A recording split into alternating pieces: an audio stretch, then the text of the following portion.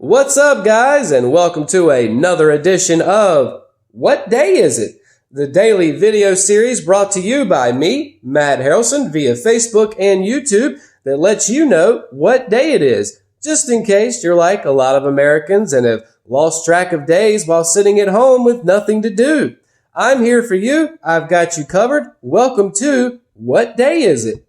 So today is April 2nd, as you can see on the board behind me, and we've got a few different holidays to celebrate today, but first let's start with Children's Book Day.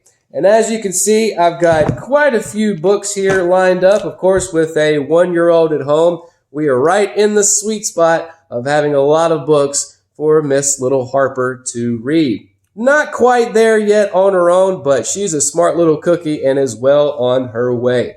So, see Dick run, run Dick run. See Jane run after Dick, run Jane run.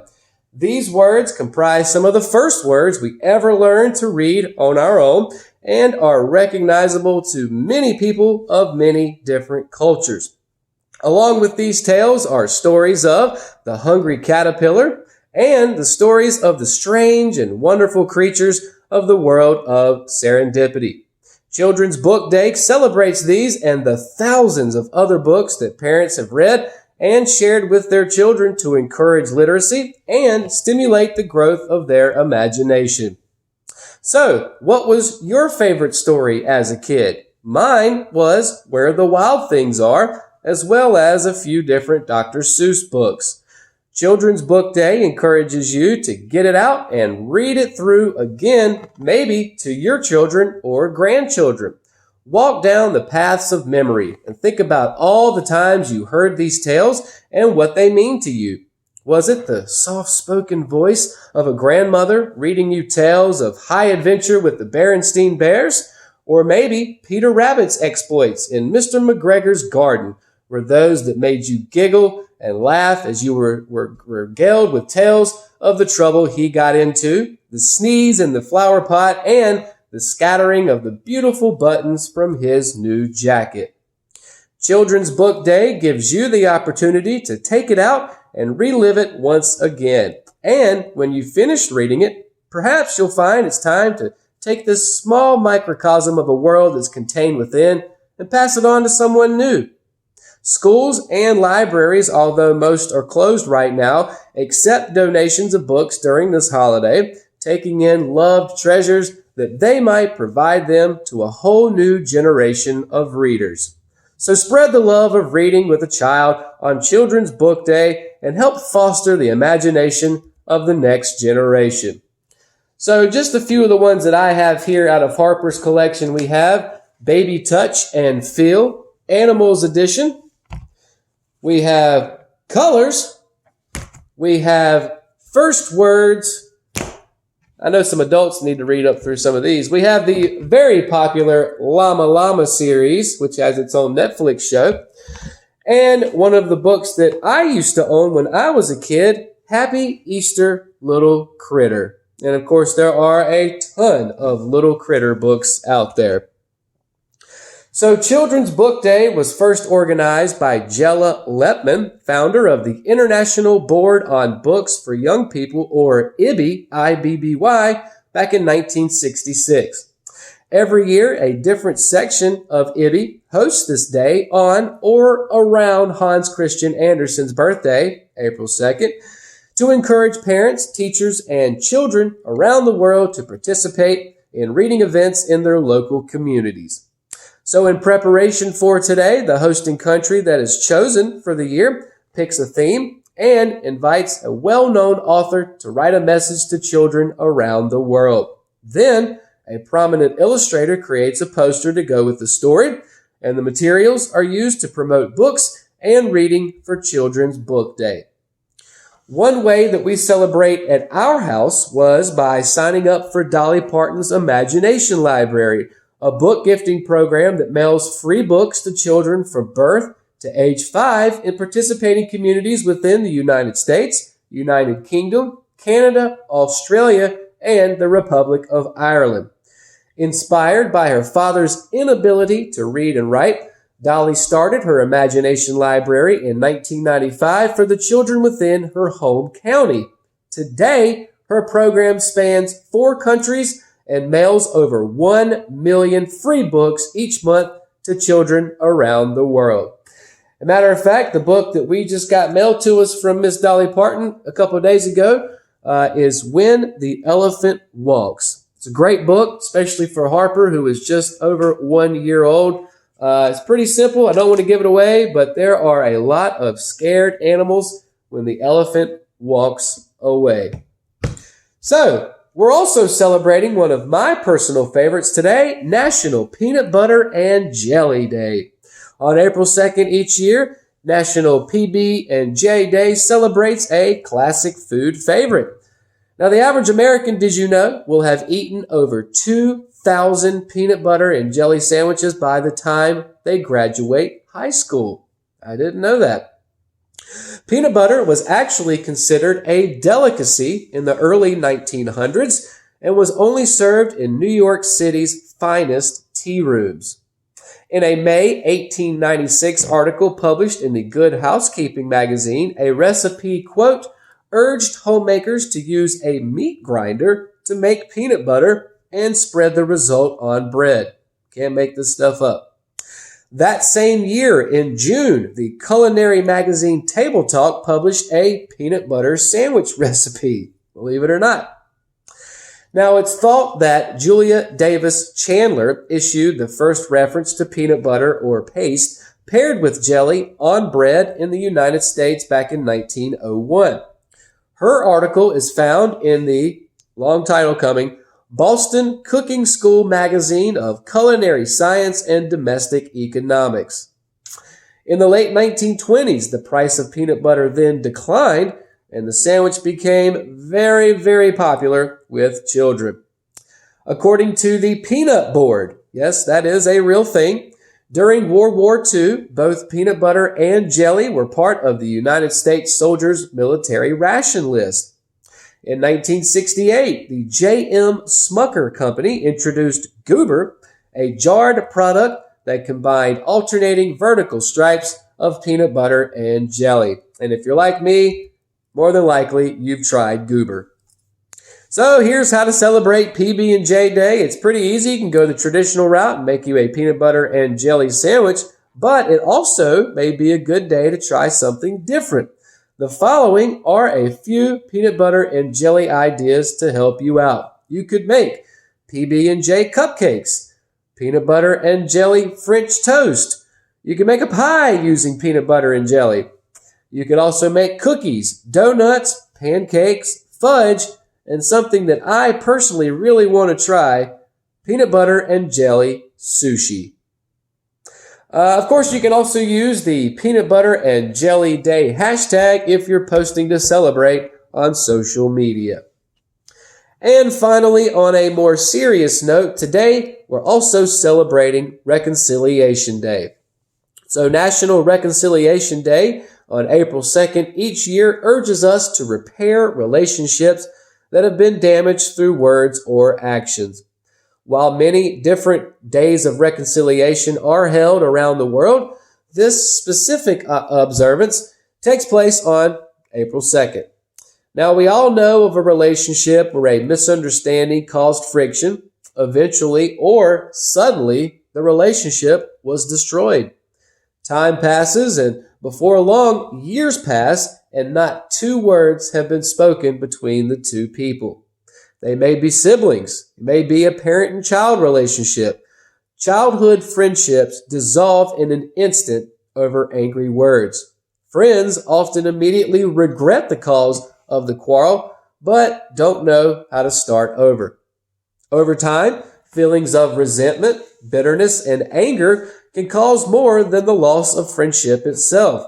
These feelings can add to health problems and also infect other relationships in our lives. The act of reconciliation requires some giving to achieve a peaceful balance. Someone must make the first move to break down the barriers that have been built, and while forgiveness may be a part of the conversation, it isn't necessarily a requirement. So, this day is designed to patch up relationships. Misunderstandings, unintended words or actions, and simply an unforgiven mistake can tear apart relationships. The day encourages us to take that step and make amends. It's not too late. Reach out to that friend or loved one and make a fresh start. Of course, if you're going to be posting on social media, you can celebrate by using the hashtag Reconciliation Day. Just make sure to go online and look up the spelling. So there are several references to the origin of this day. Credit is mostly given to newspaper columnist Ann Landers, who in 1989, in response to one of her readers' letters, began annually promoting April 2nd as Reconciliation Day. She encouraged her readers to repair their broken relationships and dedicated each April 2nd column to letters concerning just such relationships. So, celebrate National Reconciliation Day and make up for some of those past friendships that you may have given up on. So, did something happen in history today? Of course it did, and here are what those events were. In 1792, the United States authorizes the minting of the $10 eagle, $5 half eagle, and $2.50 quarter eagle gold coins, as well as the silver dollar, quarter, dime, and half dime. I think we call that a nickel. In 1865, Confederate President Jefferson Davis flees Richmond, Virginia, as Ulysses S. Grant breaks Robert E. Lee's line at Petersburg. In 1910, Carl Harris perfects the process for the artificial synthesis of rubber. That's come in pretty handy since then. In 1917, Jeanette Pickering Rankin is sworn in as the first woman to serve in the United States House of Representatives. Congratulations to her, breaking barriers. And even more girl power, in 1931, Vern Jackie Mitchell becomes the first woman to play for an all-male pro baseball team. And listen to this, in an exhibition game against the New York Yankees, she struck out both Babe Ruth and Lou Gehrig. That's amazing. The next year, in 1932, Charles Lindbergh pays over $50,000 ransom for his kidnapped son. With inflation, I'm not sure what that equals to today, but that is quite a bit of scratch. In 1958, the National Advisory Council on Aeronautics is renamed NASA. And in 1963, the Reverend Dr. Martin Luther King Jr. begins the first nonviolent campaign in Birmingham, Alabama. So, is today your birthday on April 2nd? Well, if it is, happy birthday to you, and here is who you share a birthday with.